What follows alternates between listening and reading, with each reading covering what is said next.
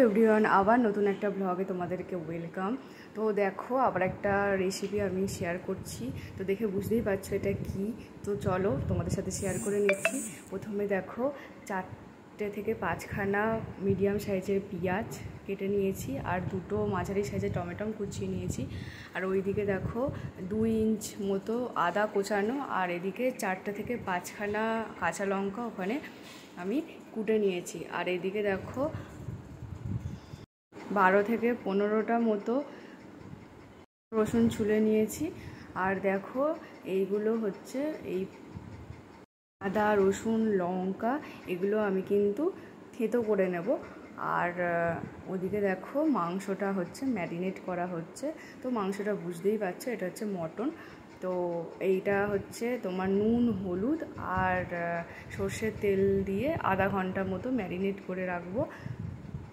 তো কালকে সানডে ছিল, তো সানডে হলেই তো চিকেন নালে মাটন হয়, আর ওটা তো আমার বডি রান্না করে। তো ওর হাতের মাটন বা চিকেন তো খুবই ভাল লাগে, তোমাদের সাথে আগেও শেয়ার করেছিলাম। এই দেখো কুটনিতে আমি আদা রসুন আর লঙ্কা নিয়ে নিয়েছি, এগুলো ভালো করে পেস্ট করবো। আর ওদিকে দেখো প্রেশার কুকারে মাটনটা করতে হবে, নাহলে সেদ্ধ হবে না। প্রেশার কুকারে দেখো আমি তেল নিয়ে তারপরে ওর মধ্যে দেখো কী কী মশলা দেওয়া হয়েছে। একটা তেজপাতা আর 2টো দারচিনি, আর দেখো 4-5টা মতো এলাচ, আর 3-4টে মতো লবঙ্গ, আর এদিকে দেখো শুকনো লঙ্কা 3টে মতো দেওয়া হয়েছে।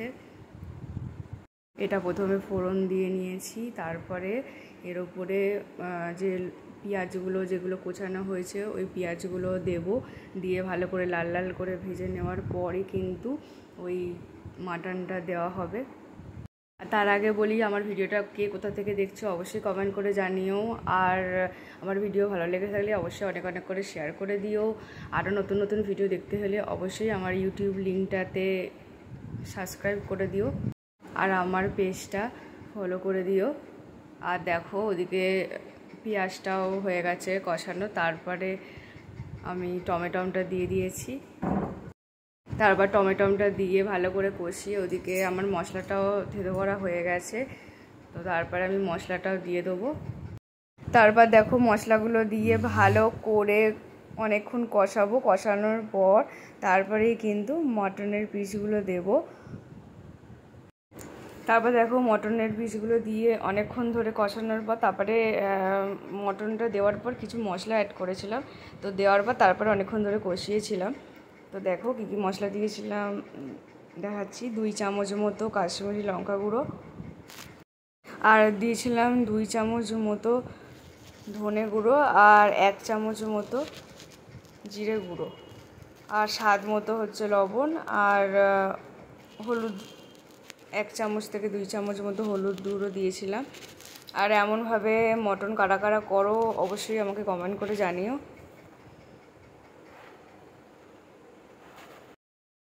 তারপর দেখো সব মশলা একসাথে দিয়ে 20 থেকে 25 মিনিট মতো এটাকে ভালো করে কষাতে লাগবে।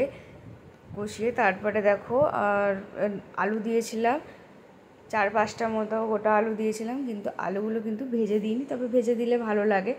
তো ভালো করে কষানোর পর তারপরে এর মধ্যে আলুগুলো দিয়ে দিয়েছিলাম। তো আলুগুলো দেওয়ার পর তারপরে যতটা যে ঝোল পছন্দ করে সেরকম জল দিয়ে তারপরে প্রেশার কুকারে সিটি দিয়েছিলাম। আর তোমরা দেখতেই পাচ্ছ এটা কষানোর পর কত সুন্দর একটা কালার এসেছে, আর গন্ধটাও খুব সুন্দর বেরিয়েছিল। আর তারপরে দেখো ওর মধ্যে 1 চামচ মতো গরম মশলা আর 1 চামচ মতো মিট মশলা দেওয়া হয়েছিল। তো দেখো আলু দেওয়ার পর তারপর দেওয়া হচ্ছে, দিয়ে তারপরে ভালো করে ওটাকে কষিয়ে দেখো কালারটা খুব সুন্দর এসেছে। দিয়ে তারপরে প্রেশার কুকারে সিটি দিয়েছিলাম 4টে মতো, 3টে থেকে 4টে মতো সিটি দেবে। তো 3 থেকে 4টে সিটি দেওয়ার পর খুবই সুন্দর সেদ্ধ হয়েছিল, আর খেতেও দারুণ হয়েছিল। আর এই রকম মটনের পাতলা ঝোল আর ভাত হলে আর কিছু দরকার লাগে না। তারপর দেখো প্রেশার কুকার থেকে নামানোর পর ফাইনালি মটন রেডি। বুঝতেই পারছো কতটা সুন্দর হয়েছে, শুধু মনে হচ্ছিল কখন খেতে বসবো।